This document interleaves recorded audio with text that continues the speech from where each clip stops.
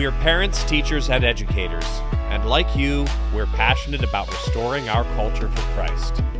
This is Veritas Vox, the voice of classical Christian education. Hello again, and welcome to another episode of Veritas Vox, the voice of classical Christian education. Today we have with us George Khalaf. I didn't ask you. Khalaf, thank you. George works for an organization called First Day, and you'll hear a little bit more about that and what they do. At Veritas, we've worked with them for years now. But before we get into that, George, welcome. Thank you. Thank you so much for having me on, Marlon. Tell us a little bit about yourself, your background, your education, your family, that sort of thing. Absolutely. So I was born in Lebanon. I'm actually going tomorrow to visit family. So I was born in the north of Lebanon near the Cedars. I moved to the United States when I was 5 years old. I've been in Phoenix, Arizona for the vast majority of my life, 30 years this coming year. I'm married with two beautiful boys and a third on the way, due at the end of October. A third boy? Third boy, yes. Oh boy, yes, okay. Third boy. And I love what I do. As you mentioned, I run a marketing firm that specializes in K-12 education. That was something I cared about even before I had kiddos, but now it's especially top of mind and top of heart. Now that we have two, fourth and third grade, going into fourth and third grade, and then obviously a little one, third little one on the way. Very good, very good. Well, the organization that you founded with your partner, Jenny, that we've had some interaction with, and she's been on the podcast as well. But the organization is called First Day. Tell us about its mission and purpose. Yeah. So First Day in the name, I'll start with the name. The reason why it's called First Day is first day of school. I know some folks around the country. In Arizona, we've already starting school. This week was the first day of school for some folks. I know my word. Yes, back east, that's foreign. That it won't be until Labor Day. We're going to be halfway through the semester by then. My kiddos start early August. But the emotions that we feel as parents around the first day of school, it's a tremendously important time. As you get older, the emotions that you feel as a kid. Marketing education is not like marketing, I like to say, toasters or protein bars or whatever it may be. Those things are important. You need them, but not like essentially sort of the future of a child. That's really what we're marketing, is 12 years worth of an engagement, obviously with the good work and the great work you all do at Veritas, that affects a child's entire life as they go into adulthood. And so that's the name behind it. And so what we do is we're a full service marketing, strategic consulting, and public relations firm solely focused on non-traditional K-12. So not that we're opposed, but we don't really do tons of work in the public district schools or public charter schools, and even the typical full-time in-person private school. Most of our clients are folks that educate online, curriculum, serve kiddos that are in a little bit of a different way, kind of what we like to call lovingly the unbundled or home educating or homeschooled, as they're traditionally known, families. And we serve anyone who serves them, and we do it in a myriad of different ways. Yeah, very good. Well, we got connected for a number of reasons, but I think it was primarily around the whole idea of funding being available for private education, for homeschooling education, and the acronym is ESA. Tell us what ESA stands for. So ESA stands for a couple of different things depending on your base, but essentially it's an education savings account, or in Arizona, it's called an empowerment scholarship account. But basically those are dollars available to a parent from the government that amounts to about 90% of what that child would be allocated in the state's general fund budget, to not get super wonky, and sort of how they fund the budget. So in Arizona, that's an average of $7,600. In Texas, that's going to be about $10,000. In Utah, it's about $8,000. So it depends on the state what the amount is. Those dollars get given to parents essentially every year, and they can use those. Some states it's more more permissionless. Others, there's a lot more hoops that you have to jump through. We can talk a bit about that. Yeah. Those Let's dollars hold off on that till we get further in here. When I first heard of that, and I live in Florida most of the year, and Florida, of course, is one of those states, you didn't mention it, but they're, frankly, for us, one of the easiest states to deal with, and not because I live there, but because of the rules that they've come up with. And they're now somewhere between 7,500 and 8,000. You may know the number off the top of your head. And I wondered, boy, that seems like an awful lot of money to be making available. And then I found out that they view it in many respects as a budget savings item, because the alternative, sending children to public schools, is a lot more money. And so they're buying down discounts in a sense by making this money available to have people make the choice of getting out of the public system purely from an economic standpoint.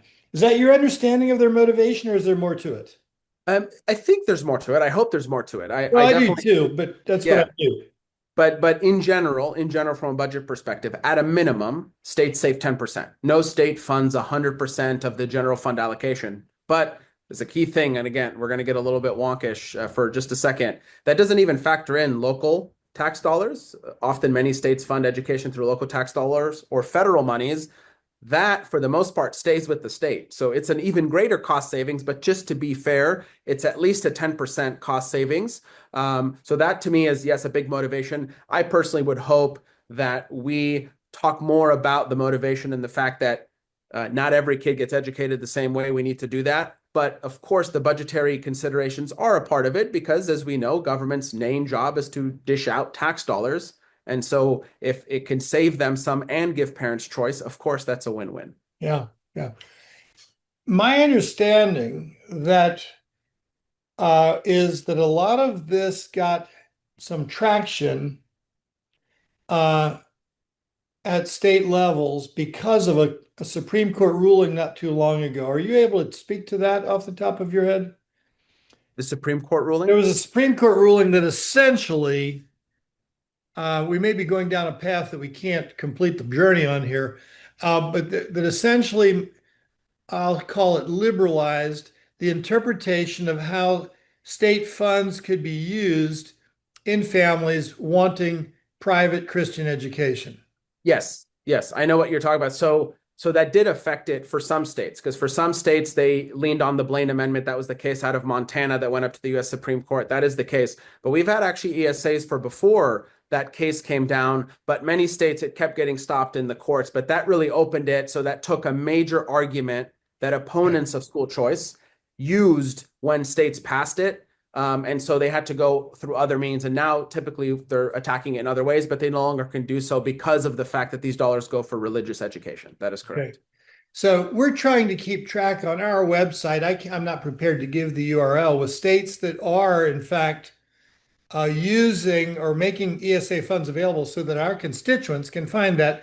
But would you like to note your website? Because I know you have a map that people could refer to as well.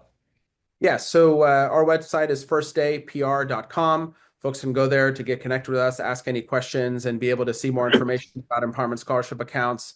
There are about 17 to 18 states, depending on how you exactly define it, that give some version. Now, some of those states, though, I will say are exceptionally limited. For example, they can only be used for in-person traditional private education. Actually, about 5 or 6 of them are that way, and then another handful are more limited. There's only 5 or 6 states that are very open.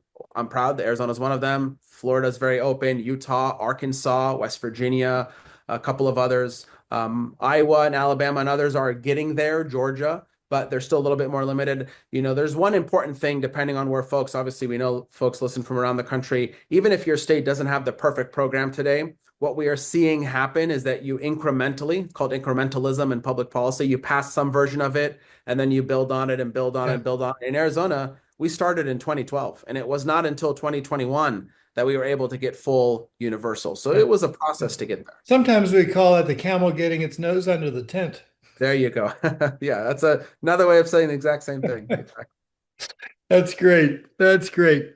So tell me, maybe you can do this in what might be a typical fashion. Believe me, I understand because we're dealing with approvals in all the states that you've mentioned. But can you describe what might be typical or maybe commonplace in how a family listening to this might find their state has funds available, and then get into the process of getting access to those funds? Yeah, so typically, and again, every state is going to do it a little bit differently, as you mentioned. Family would go online to their state Department of Education, whatever that it's called. It could be sometimes the Superintendent of Education's website, you name it. You fill out an application. That application gets approved typically by the state, sometimes what we call the ESA administrator, or is the company that's been contracted by the state to administer the program. Then once your contract has been approved, or once you've been approved, you sign a contract, and then you get access to the portal for whatever that state. So there's a handful of companies that run these programs, the administrators. You log on to that respective website by creating a login, and then that's when you'll figure out how often monies come and how you can, spend them. Typically, monies come once a quarter, right? That's the typical way. They divide it into four. A handful of states pay it up front. That's rare, but that's the typical experience. And the typical experience is a lot of states have application windows for parents. So Arizona and a couple of others, parents are able to apply year round, but many states have application windows that are open, typically that are in the spring. Some states have them throughout the year, but the typical time, if they have one window, they open it in the springtime, obviously in anticipation for the next calendar year, school year. I've been involved, you wouldn't know this, George, but I've been involved in classical Christian education now since 1992. Wow. And I have watched its value and benefits be realized by tens of thousands, maybe hundreds of thousands of students, and it is making a dramatic impact. Yeah. But one of the things that was always the case was, just like a lot of things in life, it was not available to a lot of people because they couldn't afford to pay for education twice, once through their tax dollars and a second time through tuition. And that tuition was, of course, after tax dollars, making it even more expensive. Yeah. And so this kind of arrangement being made available has opened up the doors to people who haven't previously had opportunity or access. Have you seen that a lot? What kind of expressions of gratitude or other ways of it being communicated are you hearing? On a daily, weekly basis, we hear from families that say, this is it. If it wasn't for this, I would not have access to it.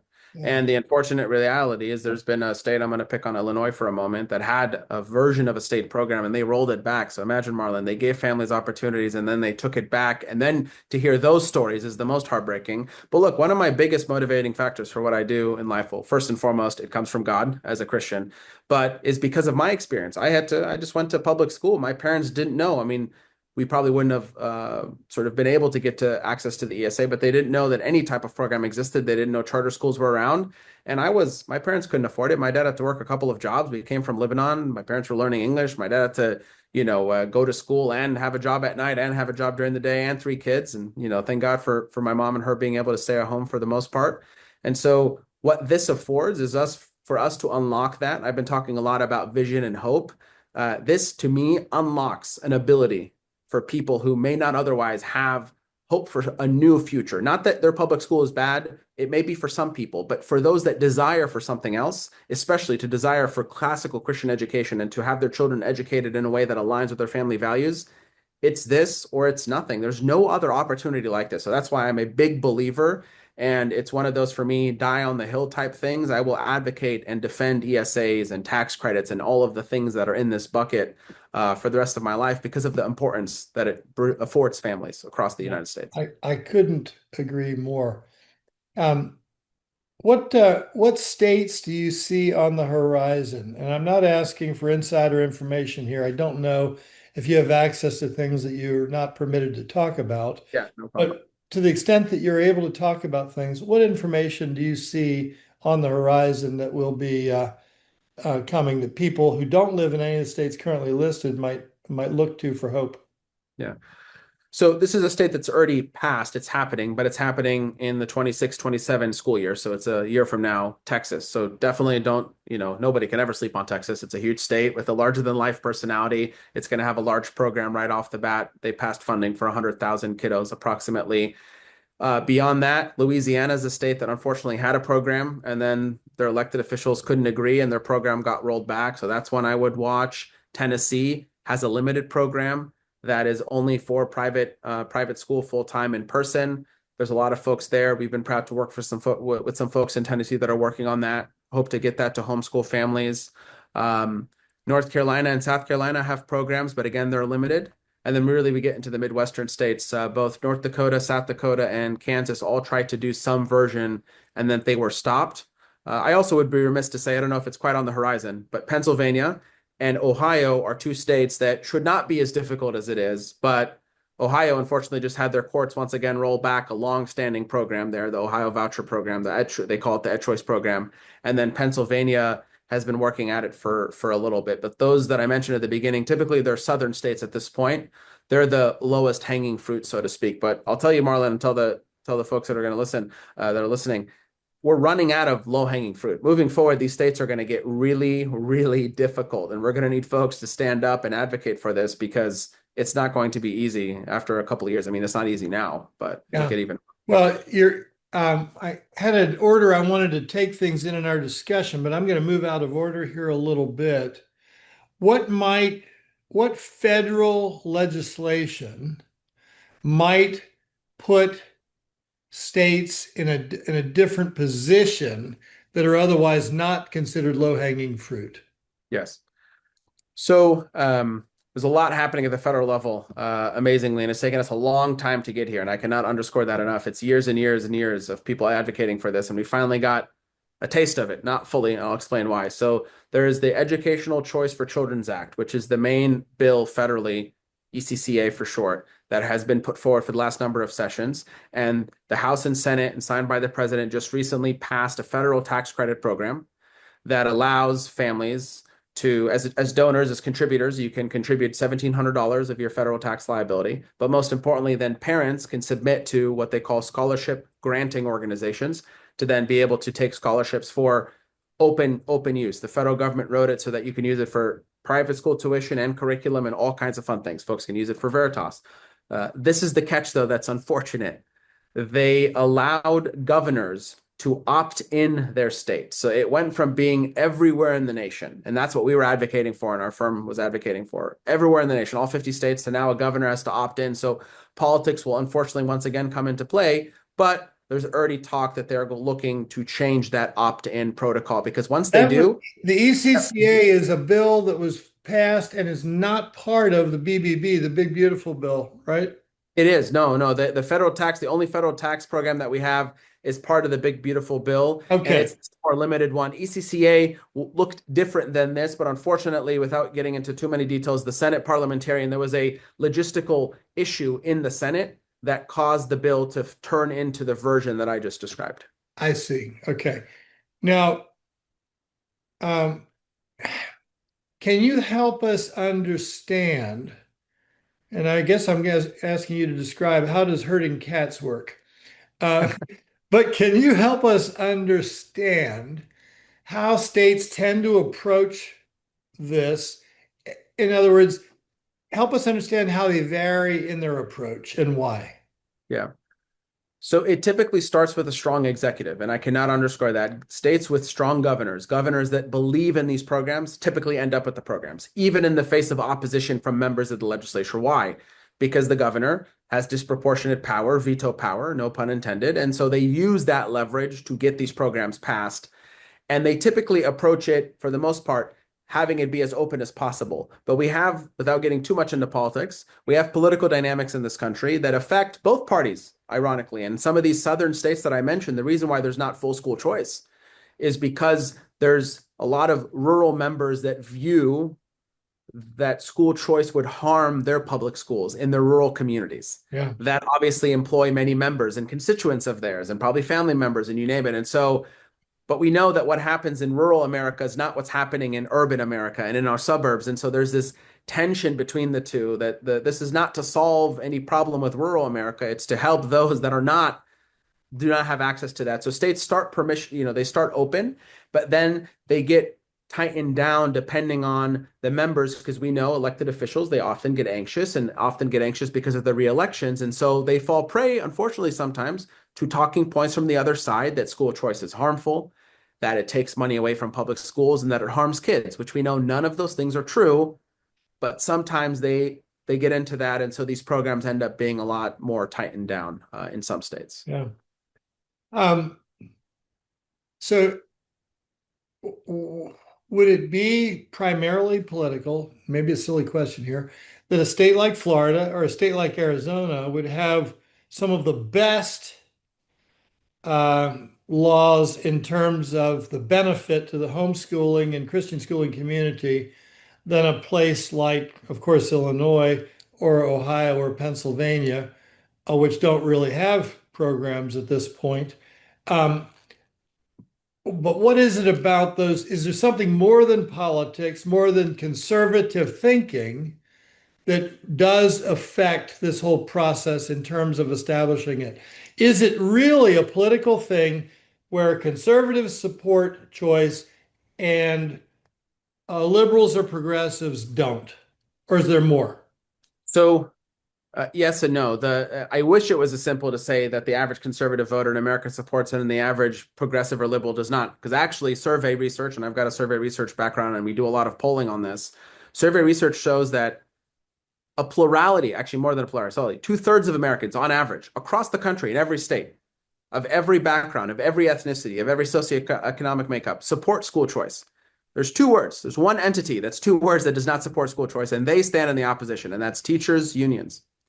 They are the ones in these states that then compel their elected members to not listen to their constituents because their constituents want it and support it. You're talking African American voters, Hispanic voters, registered Democrats. Between 60 and 80% in Arizona, 80% of Hispanic voters, regardless of their party registration, support school choice. Yet Wow. not a single elected Democrat today is willing in Arizona to argue for full school choice because of the teachers' unions. Yeah. Teachers' unions have been quite powerful for quite a long time.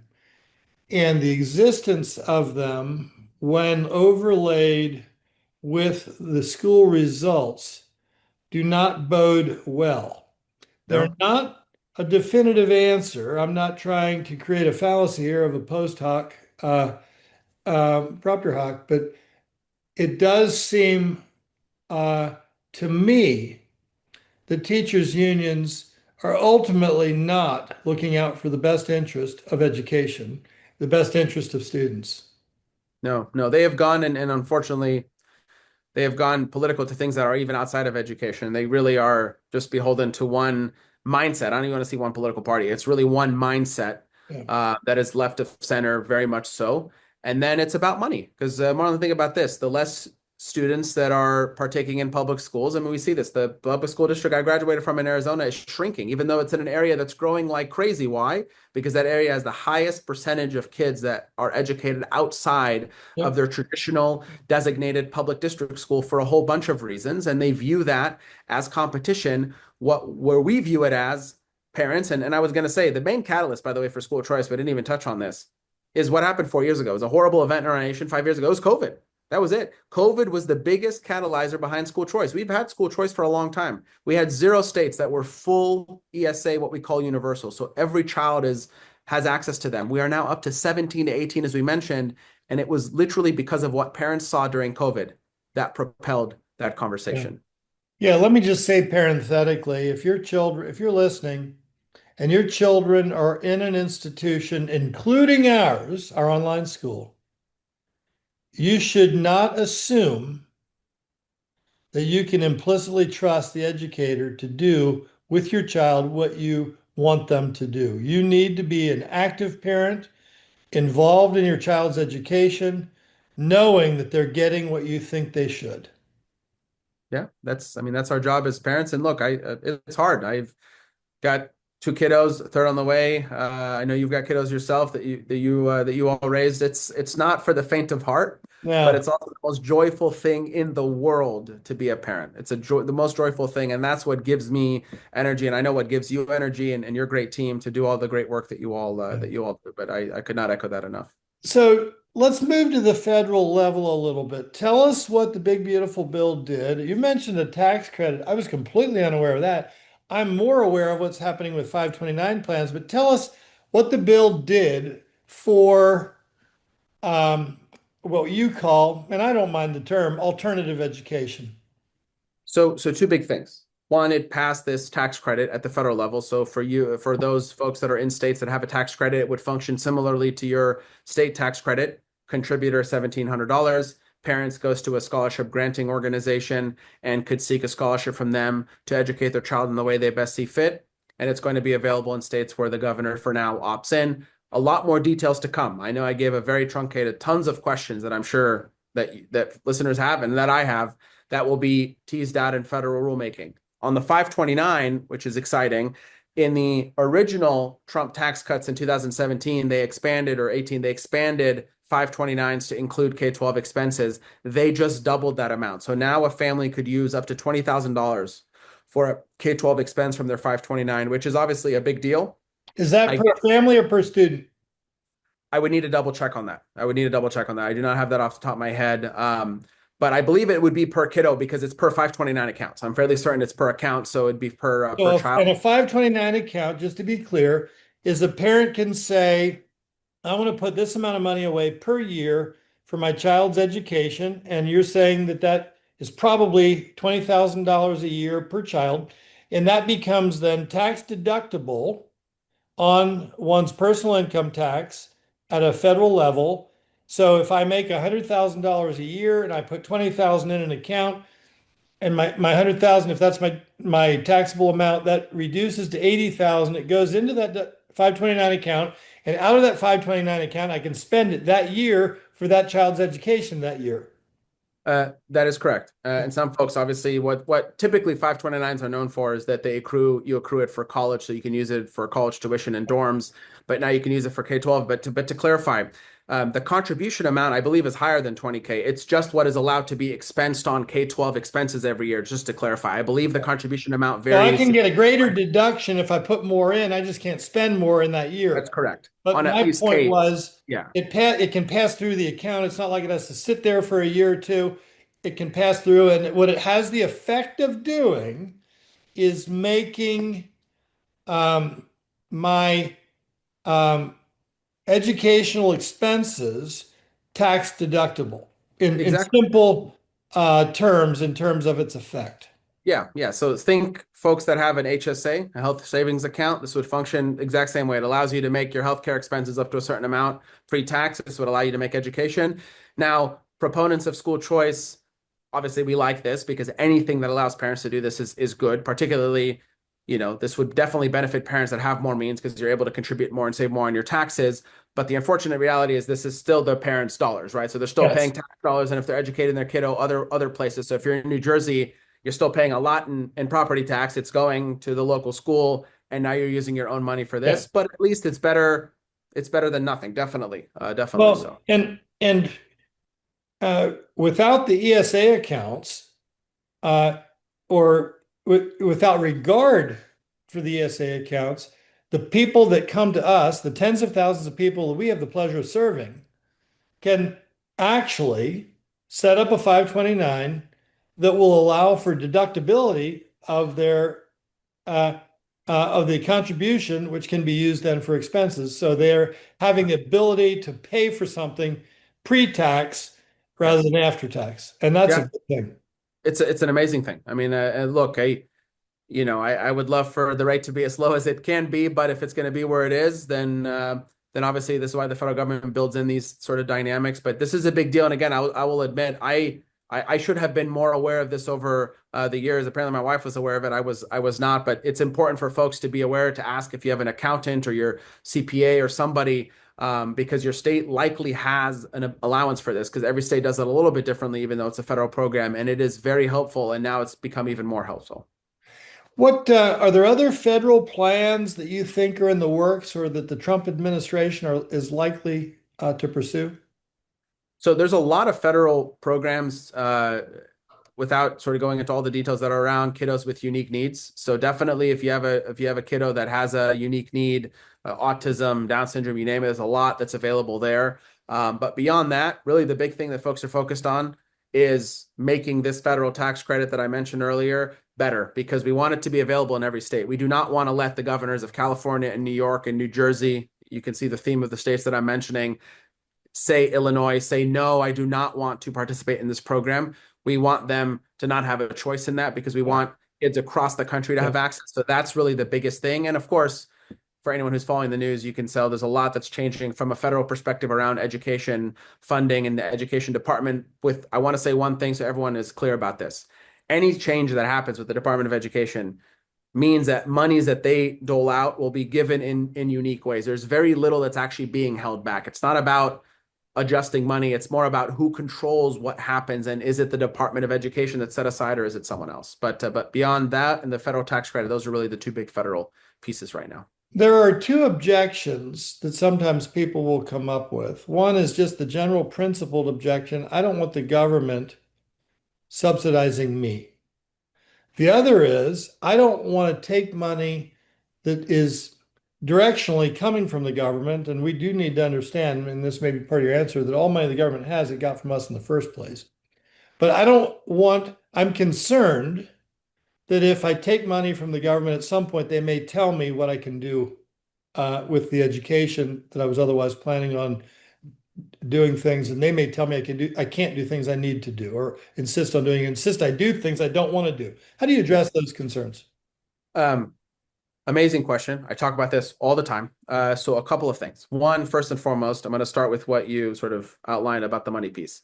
This is our money that we gave the government, that they are giving back to us, that once it comes back becomes our money. So legally, don't think of it as tax dollars for folks that are listening. Think of it as your money that you are allocating around wherever it originated from, wherever the original source. Legally, in any state that has these programs, legally, it becomes your money. Second, in any state that's passed these types of programs, we have built in strong protections in those states from the government, no matter if it ever changes hands, whatever state that you live in, from the government ever telling folks anything about how they educate their kids. And most importantly, you re-up it every year. And so, for example, if a state changes directions, God forbid something happens, and they're trying to sort of tighten the program or tell Christian parents they can't teach Christian values, then you can step back if we ever get to that point. But again, you're protected in the state law. You're also protected with 30 or 40 years of jurisprudence from the U.S. Supreme Court and others because of the great work that our homeschool community did long before educating kids outside of the traditional means was a popular thing to do.